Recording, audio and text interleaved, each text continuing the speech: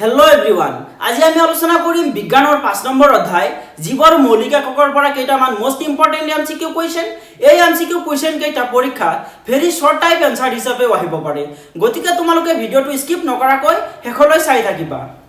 প্ৰথম কোৱেশ্চনটো দিছে যে কোক আৱিষ্কাৰ কৰিছিল ইয়াত মানে সুধিছে যে কোক কোনে আৱিষ্কাৰ কৰিছিল এটো আমি সকলোৱে জানো যে ৰবাৰ্ট হুকে কোক আৱিষ্কাৰ কৰিছিল গতিকে অপচন বি টু হ'ব আমাৰ শুদ্ধ উত্তৰ যে ৰবাৰ্ট হুকে কোক আৱিষ্কাৰ কৰিছিল ইয়াৰ পিছত 2 নম্বৰ কোৱেশ্চনটো দিছে যে এটা এককোষী জীৱৰ উদাহৰণ হল এতিয়া এককোষী মানে কি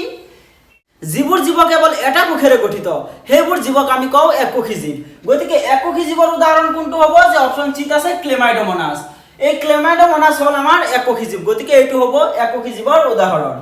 ইয়াৰ পিছত 3 নম্বৰ কোৱেশ্চনটো দিছে যে কোক কেতিয়া আৱিষ্কাৰ কৰা হৈছিল আমি এইটোতো সকলোৱে জানো কোক ৰবাৰ্ট হুকে আৱিষ্কাৰ কৰিছিল কিন্তু কেতিয়া আৱিষ্কাৰ কৰিছিল যে 1665 চনত ৰবাৰ্ট হুকে কোক আৱিষ্কাৰ কৰিছিল গতিকে ইয়াৰ কাৰেক্ট আনসাৰটো হ'ব অপচন এ যে 1665 যে 1665 চনত কোক আৱিষ্কাৰ কৰা হৈছিল 4 নম্বৰ কোৱেশ্চনটো দিছে যে জীৱৰ দেহ গঠনৰ মৌলিক একক কি এটো আমি সকলোৱে জানো যে জীৱবোৰ কিহেৰে গঠিত যে কোষেৰে গঠিত গতিকে ইয়াৰ মৌলিক এককটো কি হল যে কোষ কাৰেক্ট আনসাৰটো হ'ব ডি যে কোষ যে জীৱৰ দেহ গঠনৰ মৌলিক একক হল আমাৰ কোষ ইয়াৰ পিছত 6 নম্বৰ কোৱেশ্চনটোত আছে যে কোষ বেৰ কিহেৰে গঠিত ইয়াত চাৰিটা অপচন দিছে এ নম্বৰত দিছে প্ৰটিনেৰে বি নম্বৰত দিছে সেলুলোজেৰে সি নম্বৰত দিছে ভিটামিনেৰে আৰু ডি নম্বৰত দিছে কাচেৰে ইয়াৰ কাৰেক্ট আনসাৰটো হ'ব যে অপচন বি যে কোষ বেৰ সেলুলোজেৰে গঠিত 6 নম্বৰ কোৱেশ্চনটো দিছে যে কোষৰ অৰ্ধবেদ্য আৱৰণ বুলি কাক কোৱা হয় এটা অৰ্ধবেদ্য আৱৰণ মানে কি যে কি কৰে কোষৰ ভিতৰলৈ কিছুমান বস্তু আৰু বাহিৰলৈ কিছুমান বস্তু অহা যোৱাত সহায় কৰে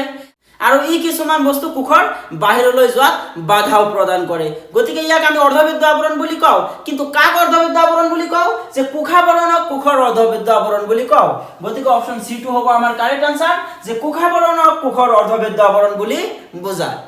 7 নম্বৰ কোৱেশ্চনটোত কৈছে যে কোষৰ আত্মঘাতী মোনা বুলি কাক কোৱা হয় ইয়াত কি কৈছে সোৱা যে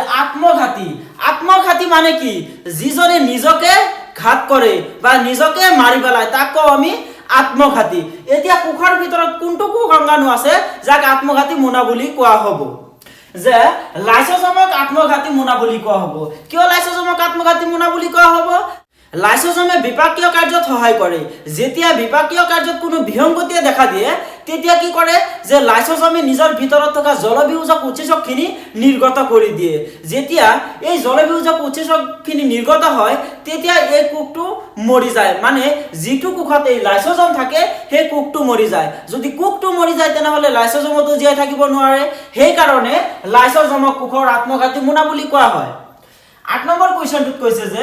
গোলজি সংঘৰ বিষয়ে পোন প্ৰথমে কোনে বৰ্ণনা দাঙি ধৰিছিল ইয়াৰ কাৰেক্ট আনসাৰটো হ'ব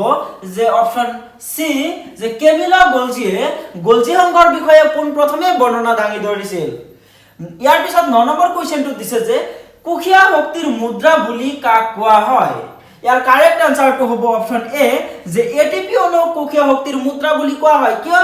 যে এই এটিপি অণুত কোষৰ যিবিলাক কাৰ্যত সহায় কৰিবলগীয়া শক্তি থাকে এই এটিপি অণুত নিহিত হৈ থাকে হেহে এটিপি অণু কি কয় যে কোষীয় শক্তিৰ মুদ্ৰা বুলি কয় ইয়াৰ পিছত আছে 10 নম্বৰত যে কোষীয় শক্তিৰ ভঁৰাল বুলিলে কাক বুজায় ইয়াৰ কাৰেক্ট আনসাৰটো হ'ব অপচন সি যে মাইটোকন্ড্ৰিয়াক বুজায় যে এই এটিপি অণুসমূহ মাইটোকন্ড্ৰিয়াত থাকে এই মাইটোকন্ড্ৰিয়াত এটিপি অণু থাকে আৰু এটিপি অণুত কি হৈ থাকে যে শক্তি নিহিত হৈ থাকে সেই কাৰণে মাইটোকন্ড্ৰিয়াক কি কোৱা হয় যে কোষৰ শক্তিৰ ভঁৰাল বুলি কোৱা হয় আশা কৰো ভিডিওটো চাই তোমালোক উপকৃত হৈছা যদি ভিডিওটো চাই ভাল পাইছা তেনহলে আমাৰ চেনেলটো সাবস্ক্ৰাইব কৰিবা আৰু তোমাৰ বন্ধু বান্ধৱীলৈ ভিডিওটো শেয়াৰ কৰি দিবা